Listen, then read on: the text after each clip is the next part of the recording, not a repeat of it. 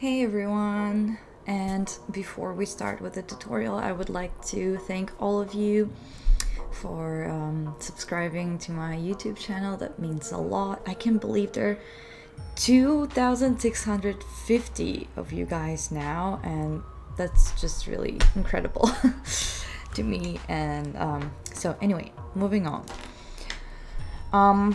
First things first, you need your model in ZBrush, textured or polypainted like I did, and export it to your Maya scene. I would advise you to have your skin shader a little bit more, skin color a little bit more saturated.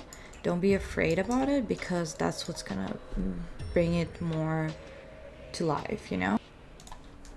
So open up your Maya file, and here I have the camera set up and the scene and everything, and I already assigned the shader, and now it just has flat poly paint.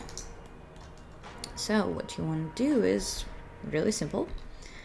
Firstly, let's bring back the specular, and this is absolutely terrible. So IR for skin is approximately like this number, 1.45, but then we also need the roughness, and it should fluctuate from like 0.4 to 0.5, around that, so you can see it like has some nice roughness now. Goodbye English. Maybe a little bit more, and you'll just have to like play around with it and figure out which one you like more. And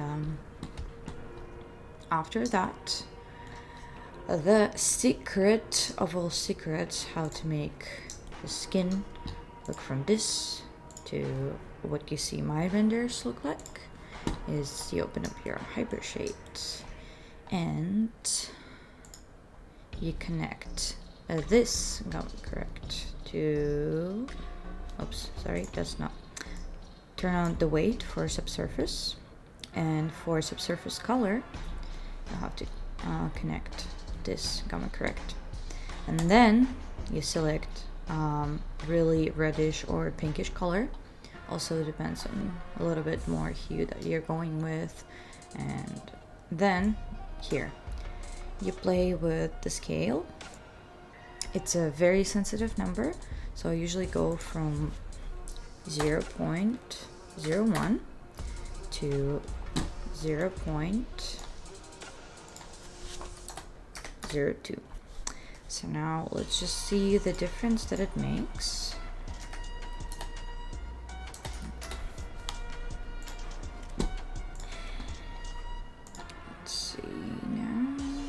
You can especially see that where the light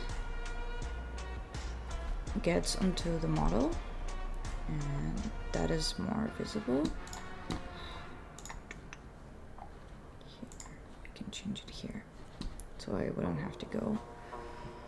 Yeah, because now the value for rendering is smaller, we won't see it in a very good resolution, but you can see that it changed. You can see like it has more light going through, and basically what Subsurface does, it makes it kind of a little bit more transparent, the skin, because you know in the real life when the light shines on us, like you can see like the redness around the fingers and everything, whereas like the skin is thinner.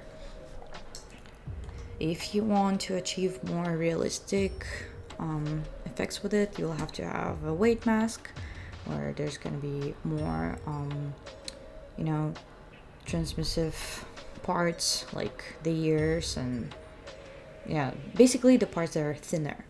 And yeah, that's pretty much it. I think I went 0.02 with this one, and you can see that it brings even more like redness and fleshy looking skin. Does that make any sense? So yeah, that's like the whole secret. And then you render your beautiful pictures, your characters, and you're good to go. Hopefully that helped anyone.